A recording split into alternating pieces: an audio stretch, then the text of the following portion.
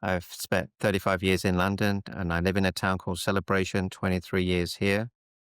I'm on a mission to move, touch, and inspire 1 billion people.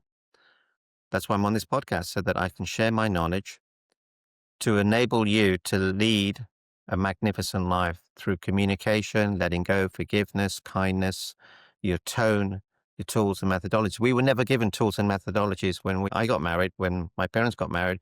We learned them. But what if you had that at the beginning of your marriage? How much pain and suffering would that save you? Hello and welcome to the podcast. I'm Jenny Townsend, your host. This podcast is for doers, dreamers, and those trying to decide what's next. I, along with amazing guests, will be sharing stories of success, failure, and what's to come. Thanks for tuning in. Hello and welcome to the podcast. Jenny Townsend, your host. Thank you so much for tuning in today. I am really excited for today's conversation. I have Anil Gupta with us, and he's going to be sharing some really great love stories, some insights, and really encouraging all of us. We're going to be breaking down relationships, spouse, and most importantly, ourselves. Anil is internationally known as the Love Doctor. He helps successful individuals create extraordinary relationships, whether in love, business, or personal fulfillment. He helps singles, couples, and families overcome their struggles and issues in their relationships in a rapid and powerful manner with proven results so they can live richer, fuller lives with love.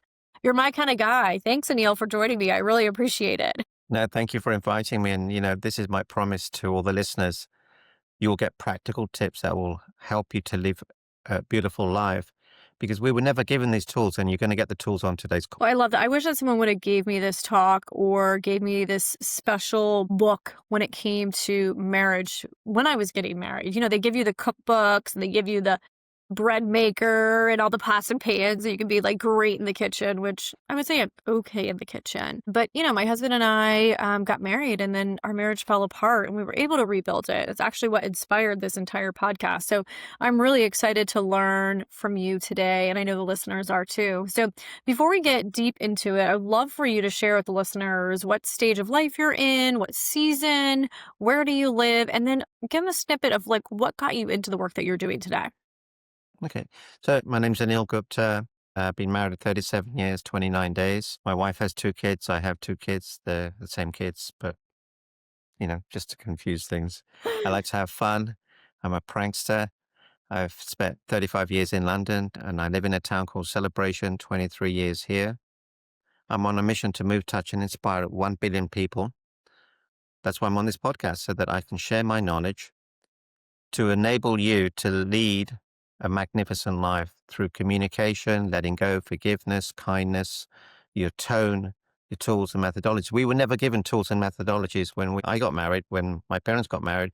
We learned them. But what if you had that at the beginning of your marriage? How much pain and suffering would that save you?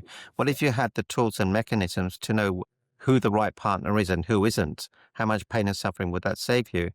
And we need these tools. We need a methodology. We need a system. And I can help you with that today.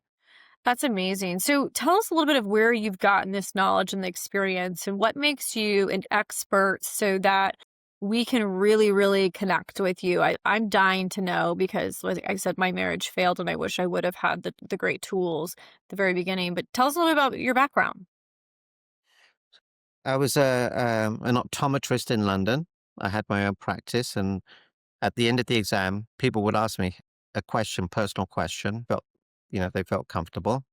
I would give them a solution. They would come back and said, that was a great solution. It worked. And I would say to myself, of course it worked. It's obvious. Jenny, it wasn't obvious to them. And I realized later on in life, when even Tony Robbins said to me, Neil, you should be a coach. I've seen the wonderful work you do.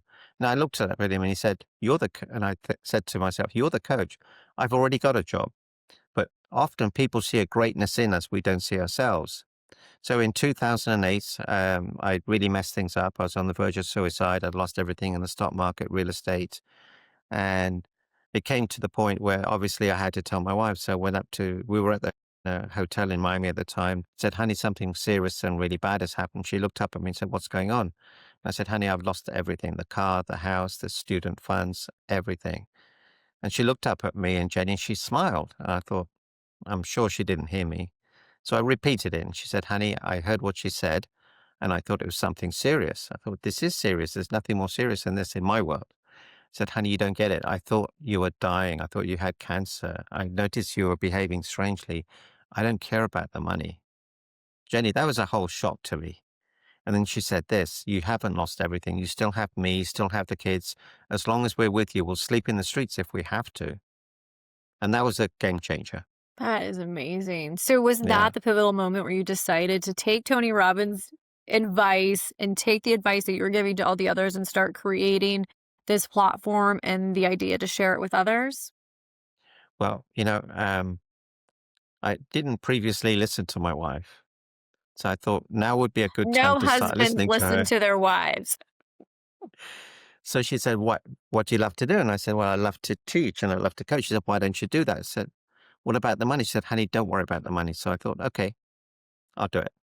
And a friend of mine said, Anil, why don't you do events? You've helped me, you helped my wife. And I said, well, I'm not sure. I said, what are you not sure about?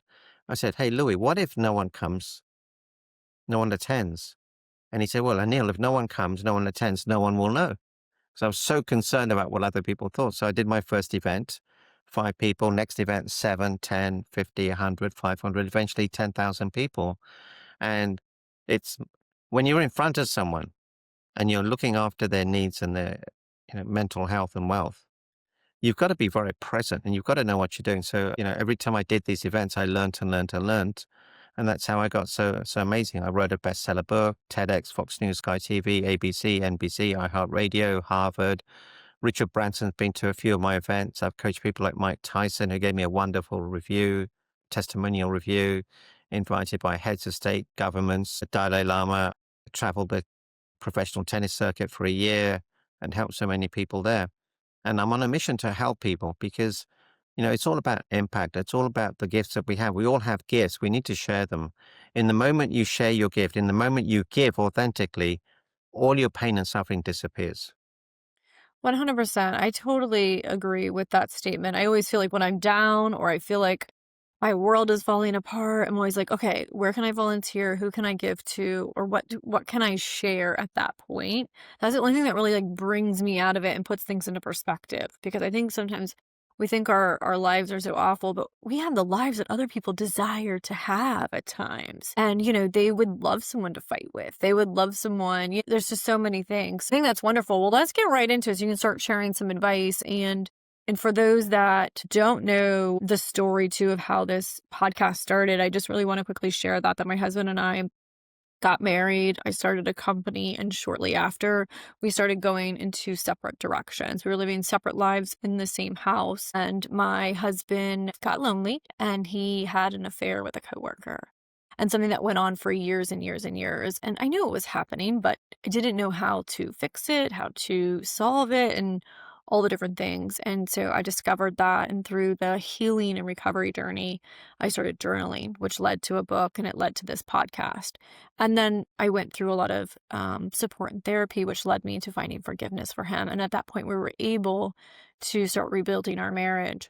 Before I forgave him, I had to forgive myself. And I had put a lot of blame and a lot of shame on myself, and other people were shaming me too because I had opted to stay. So I do believe that most marriages can be healed. I do believe that, obviously it starts with us and then with others. But so much was learned in that process. And I really wish I would have known a lot of that and the things that we learned about each other and about relationships in our marriage prior to getting married. So I'm really excited for you to share your knowledge. Where do you want to start? Would you rather start with friends and family, spouse, or yourself when it comes to relationships and giving advice? So I'd like to just pick up something you said. So whenever, you feel the world is collapsing, through this process that I've been through, I've developed something called the happiness formula. Okay. So the formula is this: happiness is equal to G times G times G. Okay, so the first G is to give. When you give authentically, all the pain and suffering disappears. When you give, you receive endorphins. The person you give to, they receive endorphins. The person observing the giving, they receive endorphins. So everyone's happy. But when you share that gift of giving, the person receiving the share feels good, and it goes on and on and on.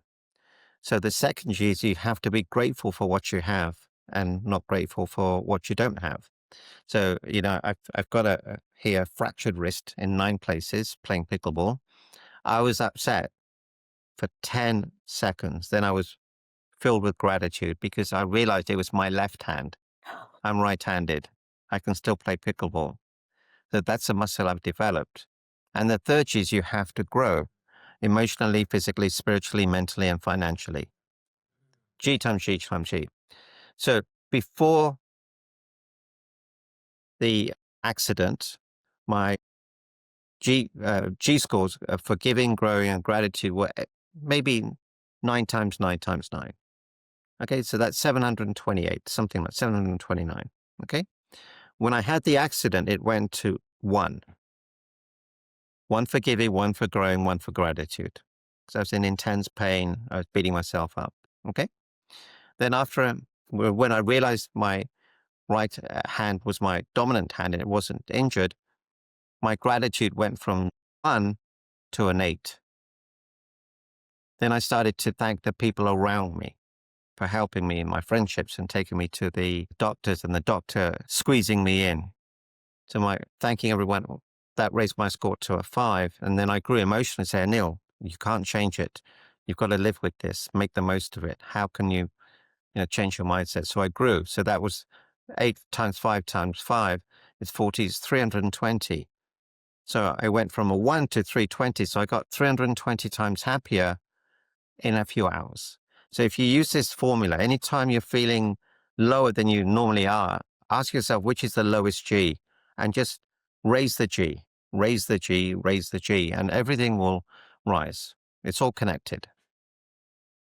I love that. I'm writing that down, and I'm assuming that you have a download or you have something in the future that we can all look for to lean into that. I think I'm gonna use that for my team I will as send, well. Word. I'll send it to you. Okay, cool. Yeah, our word for the year is grow. We pick a word as a company as a whole, and so our word is grow. So, well, thank you for sharing that happiness formula with us. I know that I'm going to incorporate that for sure. So, okay. Oh, and then speaking of your arm, so I was telling him I played tennis and I just got back on the courts. I had tennis elbow for a little bit. He was sharing with me that people that play tennis or pickleball live longer. And I would like for you to share what you were sharing with me as far as why that is. So there's scientific evidence that people who play racket sports, mostly specifically tennis, pickleball, padel, table tennis, they live longer, but they couldn't work out why. And I was just sharing with Jenny, and I think I know why. If you watch a documentary called The Blue Zones, it explains to you why people live longer, and it's because of communication and because of harmony and emotion and interactions and love and camaraderie. So that's what you get in tennis. When I was suicidal in 2008, I played tennis.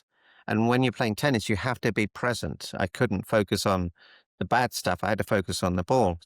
And then I was with friends. So that took me away from, the dilemmas I was facing through. But the other thing I noticed is that you get this camaraderie, you get these friendships, but also you're very active. So we don't fall unless, something happens. But as you get older, one of the biggest risks is a slip and fall. Then you break your hip and then you're done. So that's another reason is that we're more mobile, we're more active. And because we're mobile and more active, we have less conditions to be fearful of.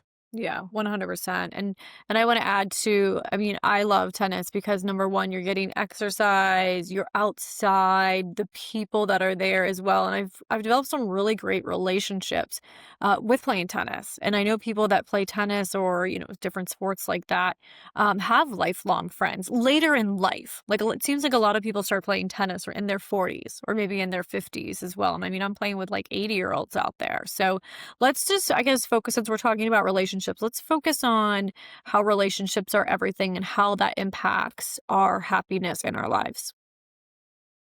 So the day we were born, we immediately have relationships. We have uncles, aunts, nephews, nieces, aunts, all sorts of relations, parents, doctors, dentists. And the two most important things in life are relationships and health. Now, we were never taught how to have relationships. We were not never taught how to pick a friend, how to pick a partner.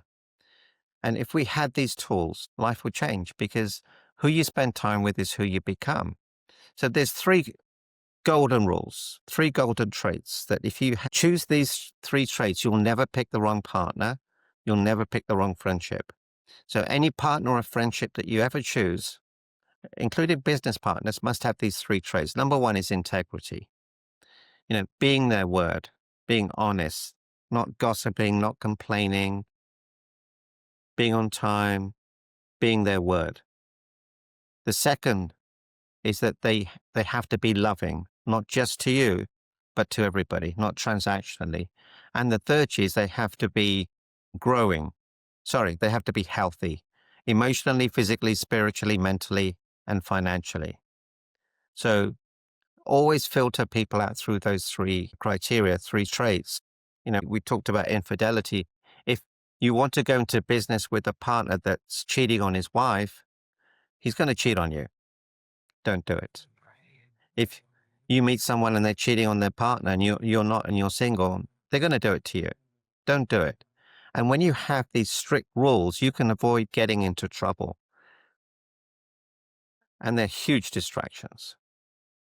Yeah, it's almost like sometimes well, for me, I'll speak for myself, is that I always want to believe that people can change or they can do good or, maybe they were just in a bad time in their life.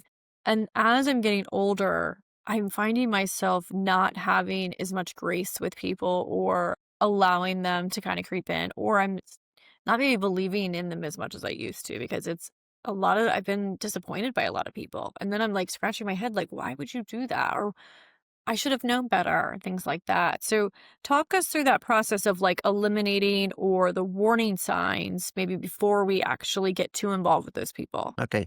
So it's a process called ABCD. Always be collecting data. If someone says X, look for alignment. If they say, I love dogs, and you ask, what's your favorite dog? Well, how many dogs have you owned? Can you show me a photo of a dog you've owned? They're lying to you. So don't always believe what other people say. And don't be cynical, but always be collecting data. See everything is aligned. If they say, I love my parents, how often do you speak to them? Well, I never speak to them, but I love them. Then, it's not aligned. So it's really about collecting the data and making an informed choice. And then once you have all these friendships, and I would ask everybody as homework to do an audit. Grade your friends into A, Bs, and Cs. C players are people who suck energy from you, are always wasting your time, making you feel bad and making you feel guilty and never doing anything to help themselves. They're C players. B players are people who are normally very upbeat, but occasionally they get their moments and they need help, which is fine. And A players are people who inspire you, move you into a better place and alive, vibrant, energetic. So always spend more time with A's and B's, but remove the C's. And sometimes you may be married to them. Sometimes they may be a father or a mother, but that's okay. You can still love them. You don't have to spend time with them because you only get one chance at this. You don't want to spend 20, 30 years, pushing a piece of string, meaning you're never going to get any growth. And this one thing will make a big difference, Jenny. Yeah, it actually reminds me of this book called Who. I forget the author, but I read it for when it's about hiring people to work with your organization. And it talks a lot about A and B players and like C players, just see you later. You don't even want to waste your time with them at all. And D, they're just basically dead to you. Don't engage with them at all. So, sometimes you can take the B players and move them to A players, but at the end of the day, B players and A players are the only people you really want to engage with. So I learned a lot of that from that book when it comes to hiring people. I didn't really think about that from a personal side of it as well. So, talk to me a little bit about too, like I know like as we age, when I'm thinking about friends and I'm thinking about relationships too. As we age, we naturally discard some friends or we stop hanging out with friends, maybe because we moved or maybe they did get a divorce or maybe our kids don't go to school together. And then it's like trying to find new friends, right? So as we age and we transition through our friendships, can you kind of give some clarity or give some hope to people that maybe are in that transition phase that maybe don't have the right friends or maybe are struggling to find the people that they do align with? I want to encourage you to get my book, The Stroke It Guide, available on Amazon and my website. The book is What You Need to Know from the Boardroom to the Bedroom. It talks about how to stroke yourself, your spouse, your partner, your friends, your family, most importantly, your employer, employees, and of course, there's a chapter just for the bedroom. Go to Amazon today and get my book, The Stroke It Guide. The fastest way to make friendships is to spend time with someone. Proximity. That's why I like pickleball so much. I used to play 4 hours a day, 6 a.m. to 10 a.m. And I'd meet a ton of people, a lot of people. So, if you want friendships, go to a place where you have a common interest. It could be golf, tennis, the marina, social clubs, dancing, hiking. And then, we always make our friends through proximity. We make our friends through school, university, work, because we're close to them. We spend time with them. And it shouldn't be that you need to go hunt for them. Just be yourself, and naturally people start talking to you, start talking to them, take an interest in them, and that's how you build friendships. It's not a big process, but you have to participate in your own rescue. You have to turn up at these events. You have to turn up and be seen and be heard. Yeah, I 100% agree with that as well. And that can be scary for people, or if there's insecurities, or, maybe they're not working as much, or they're, haven't been engaged with their own selves, right? So if someone is maybe feeling insecure, or they're a little bit scared, or they're just, don't really have a passion, or they don't have an interest, they don't like dogs, or they don't care about saving the planet and things like that, is there anything else that you could give them as far as guidance, whether it's looking within or something else to get them kind of out of their shell, give them the confidence to go and find the friends and believe that people will be there to connect with them? Yeah, and it's all about how you're showing up. So often, people don't know what to say. So whenever you meet someone, it's just say, "Hey, my name's so and so. Nice to meet you. Where are you from? What do you?" What a great question is, what's exciting in your life? And then listen to them, be engaged with them, and be authentic with them. You don't have to talk about yourself. Just ask them great questions. What's exciting in your life? And then you'll see them light up, and then you have an instant rapport. You 100. don't have to try hard. Yeah, 100%. I think too, it's just people like women that I come in contact with. I spend a lot of time with women, and there's some of them that I'm having conversations with, and some of them I'm just not talking to anymore just because it's the same story. They're not willing to go and do the work, or they're not willing to go outside of their house or put themselves in uncomfortable situations where they may meet people. And I think this happens with older people too, that maybe have lost a spouse, where they're just kind of lost and they're like, don't know where to go. And it's like, I'm always like, try to go there. And so, but I think it can be overwhelming and scary for some of them as well. So I don't know if you were going to mention something. Yeah, and it is, but it's a muscle. And remember that wherever you go, there's some value you bring to someone else. You never know what other people are going through. By you performing an act of kindness, a smile, a thank you, can make a difference. That makes a difference. People always remember how you made them feel. Always. Yeah, they do. Um, I actually met my husband playing kickball. So, a bunch of my friends and I, we decided to start playing kickball on Fridays. And this was like 15 or 18 years ago. And that's in an environment where you're typically having fun, you're active, you're yourself. I mean, there's no makeup. I mean, your hair's in a ponytail. I mean, there's no fashion involved. You're wearing like a sports bra and running around and getting dirty. And, so my husband got to see like the real me, not the one that like showed up on the first date. And we were able to build a friendship through that.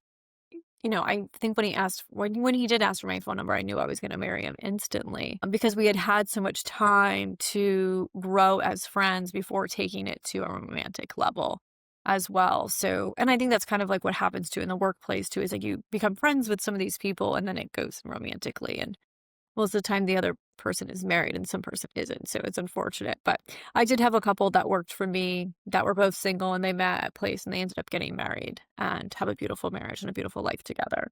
So let's move into the spouse and marriage, because I think that's going to be a huge topic for a lot of the listeners. And I'm really like ready to hear what you have to say about when it comes to marriages. Should we start like at the very beginning before you're getting married, or do you have something like just generic that you want to share with everyone? Okay. So you're fairly playful, aren't you? Very. Okay. So the biggest mistake people make in marriages? They forget to play? Getting married. If people didn't get married, the divorce rate would go to zero. Well, of course, yeah. Yeah. So one of the biggest mistakes people make in marriage is that they don't do their due diligence on their partner. Do you know what the fail rate is in relationships? Probably like 80%, 75%. It's much higher. Most people had 5, 6, 7 relationships before they get married. So if you've had 7, that's 100% fail rate. Okay. Then they get the 8, but each 7 relationships beforehand, they thought this is the one, this is the one, this is the one. So they don't know if this is the right relationship because they don't have the 3-way test. And we spoke about, it's called the Smart Select System formula: integrity, loving, and healthy. And you can back test this. If you look at previous relationships, ask yourself, were they integrous? Were they loving? Were they healthy? And, they're not. That's why the relationship failed. So if you do your due diligence, my daughter did this. First boyfriend she brought home, she married, and he's a 12 out of 10. And I thought no one could even get 6, 7 out of 10 for my daughter. She's amazing. But she used the formula. So there's no baggage, there's no trauma, and, it's just a beautiful relationship. And that's typically something that you can notice with meeting someone the first couple times, I'm sure. Well, the thing is, people are very good at, you know, having this, I call it the dating facade. True. And you mentioned it, when you're dating and you go for an evening meal, everyone's on best performance. They're all looking good. They, very conversational because they want to get to the next level. You did something very smart. You met someone outside of that so you could see them in real life. Mm-hmm. Then they can be themselves. You don't have to dress. You don't have to pretend. So that's what I tell people. Get to know them first. Don't go on an evening date because there's a lot of pressure. Just go for a walk, go for a hike, go for a coffee and talk to them. How'd you get on with your parents? Who's your favorite parent? How'd you get on with your siblings? What do you love to do? What makes you happy? What makes you sad? And get to know them and observe them, Yeah. connect with them. I I think you're 100% right. I think sometimes we're just so eager to date and find the companion and find the one that, like, many of us maybe don't want to go through the whole process. And we don't want to go through the process of elimination because we have hope that this person will be that person as well. And I think that too, I feel like marriage is really, really hard. I mean, just being an adult is hard. Paying bills, paying car payment, working, that's hard. And then you have somebody else that you're, got to involve in your life. Then you have their baggage and their bills and their work and all of those things. So let's talk a little bit about marriage and how, like, if you do find the person with integrity that is loving, that is healthy, and you are ready to make that next step, what are some tips or some guidance that you would give us as we're entering that marriage? Okay. So get to know your partners. If I ask men, what do women want? They don't know. And I ask women, what do men want? They don't know. And all you have to do is ask. So men generally want respect. Women generally want love. So ask your partner, what can I do to make you feel respected? What can I do in addition? What else can I do? What else can I do? What else can I do? Then ask, what can I do to make you feel loved? What else can I do? What else can I do? What else can I do? You can just write it down. It's simple. You don't have to wait. Yeah. So speaking of that, when my husband and I were separated on the verge of getting divorced, he bought the book, The Love Languages. And then I read that Mhm. book.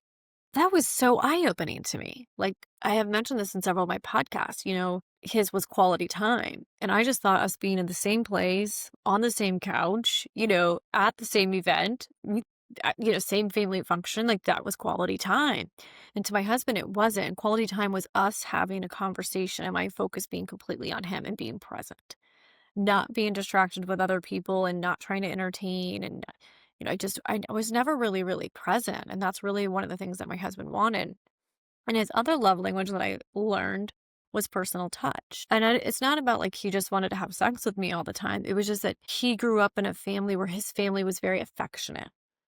His mom read books to him. They loved you. They hugged you. I didn't grow up in that type of home. I grew up in a very like, yeah, come sit at the table, eat your food, and go to bed. You have a roof over your head and food on the table. That was love in my family.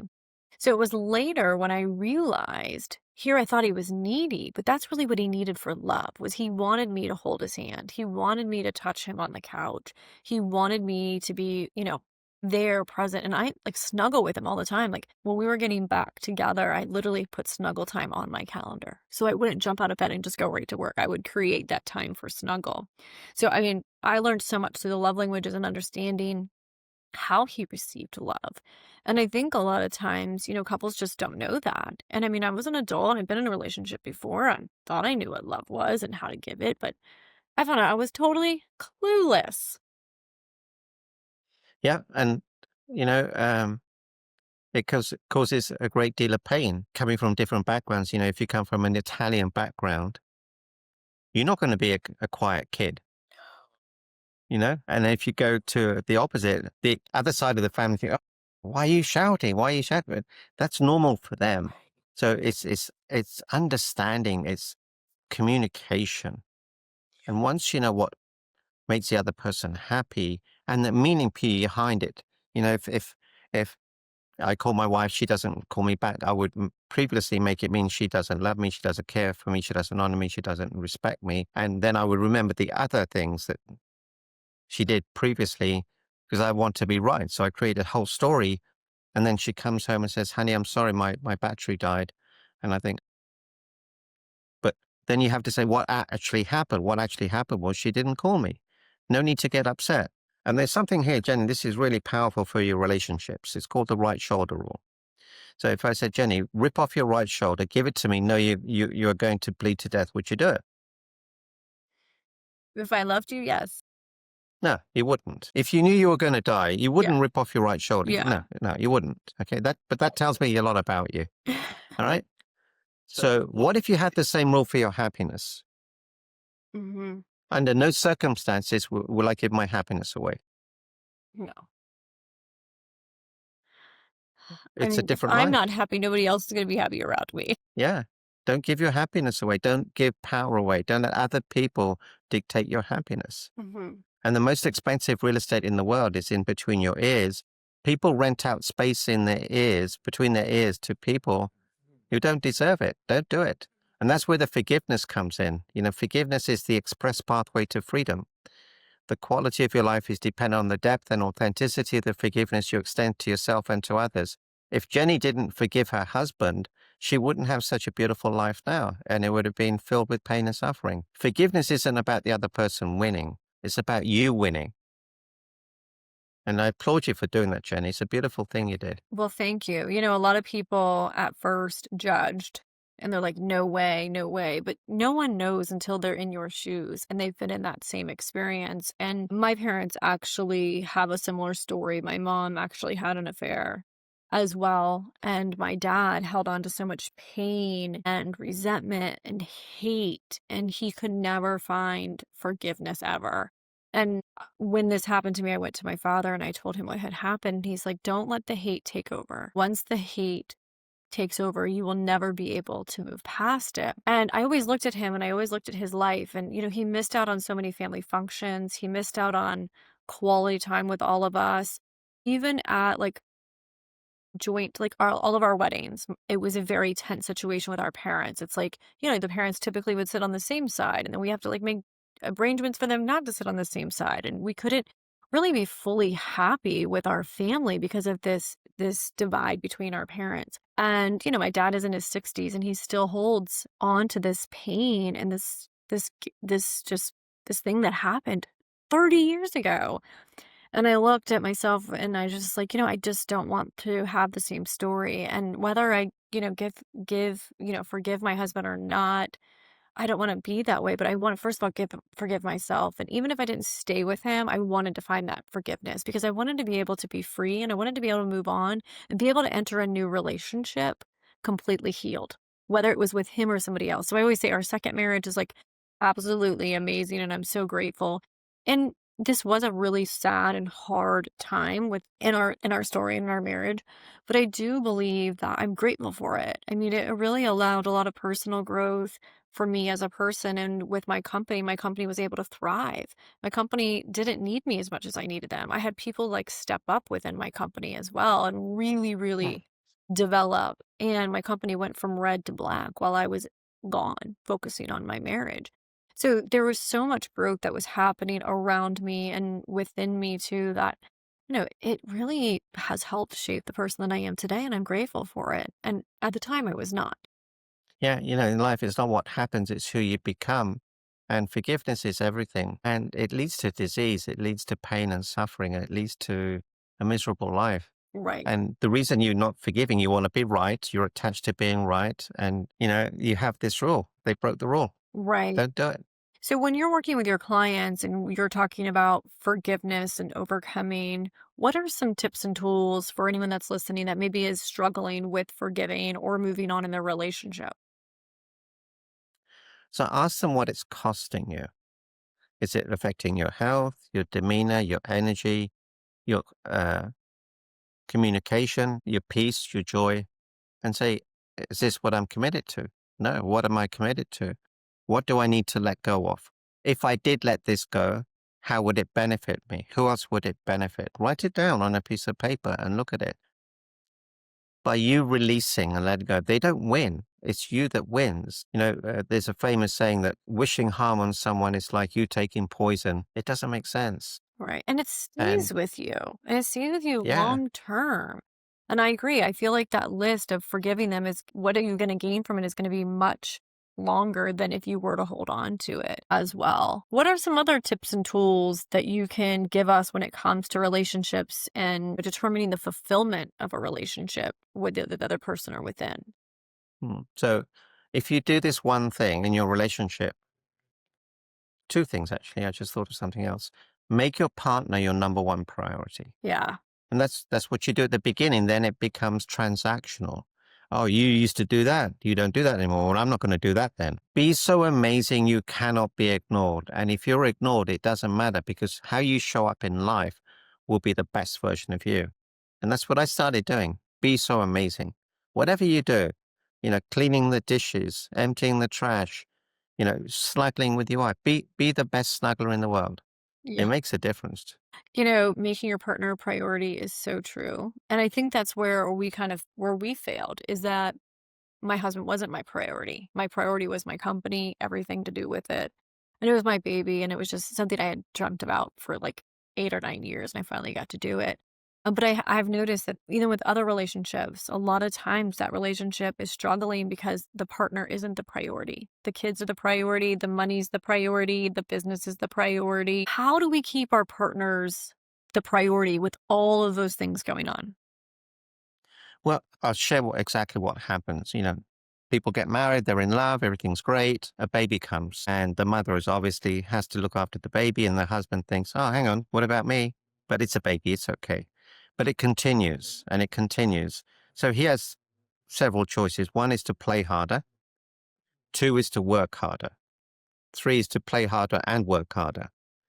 So this continues, and then classically, he gets some attention with a woman at work Of course. or someone, and he feels, I haven't felt that in ages, and it's kind of exciting. Well, I'm never at home, and this is so exciting. They don't respect me at home. Everyone treats me really, as if I'm a nobody. What's going on? And it's really hard to say no, Jenny. It's really hard to say no because you're working away, you're doing everything for everybody else, and think, what about me? What about me? So that's what happens. And then at the age of 18, when the kids go to school, the wife says, "Hey, Joe, I'm back." But he's gone. He's gone. He doesn't want a divorce. He doesn't want to cause a rift. He doesn't want to hurt the children, but he's gone. So ask yourself, what is it I used to do for my partner that I don't do anymore? What does my partner love? So every morning, every afternoon, every evening, my wife puts toothpaste on my toothbrush for me. It's not that I'm spoiled. I've got broken wrist. It's hard for me to get it right. So I asked her, "Honey, would you do that for me?" She said, "Of course I'd do it for you. I'd love to do it for you."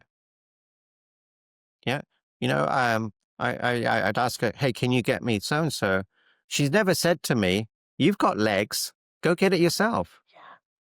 Make your partner your number one priority. Now, when you do that, your kids see it. When they see that, they'll make their partner their number one priority, and then their partner will never leave them. If you make your kids your number one priority, your relationship is going to suffer. But when you make yourselves the number one priority, your ability to love and be loved increases. So the kids get even more value from you, even more love from you, because they want to love you, not because they have to. Well, and they see that love. And I think that's empowering. And then when they get in a relationship, they're going to have a different view on relationships than just being like, oh, my parents fought or there was no love. Or, if you have a crappy marriage, that's just how it is because that's how my parents' marriage was, right? Yeah. Going back to, um, I'm gonna say the breadwinner, the worker in the relationship, because it used to be like the man of the house, right? But there's so many women that are actually now the woman of the house, and we have a lot of dads staying home as well. In the past, obviously with the man, what I have noticed with some of the relationships is that the man or the breadwinner, the woman, whoever's out going out there, they almost get treated like the banker, where it's like they only are good for their money. They're only good for what they provide to the family. Nobody is wanting more from them other than just the money. And that's how they feel and that's how they're treated. And there is that lack of respect.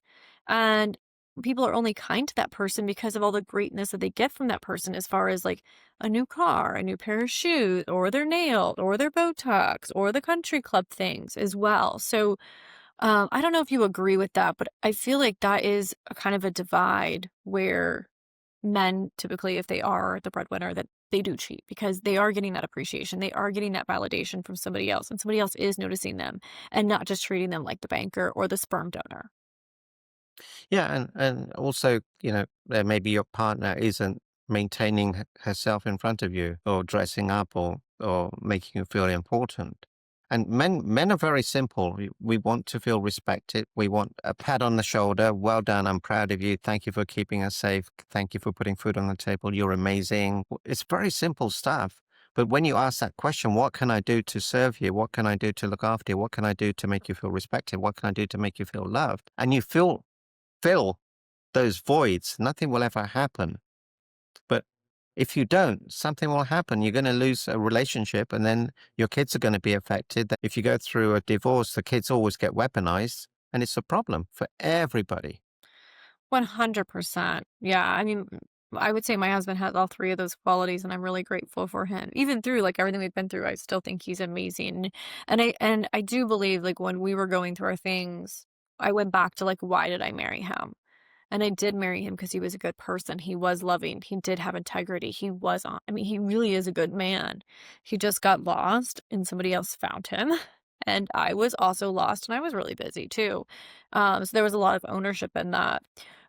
Before we move into a couple minutes of talking about ourselves and overcoming adversity, is there anything else that you want to mention when it comes to marriage or the relationship or spouse?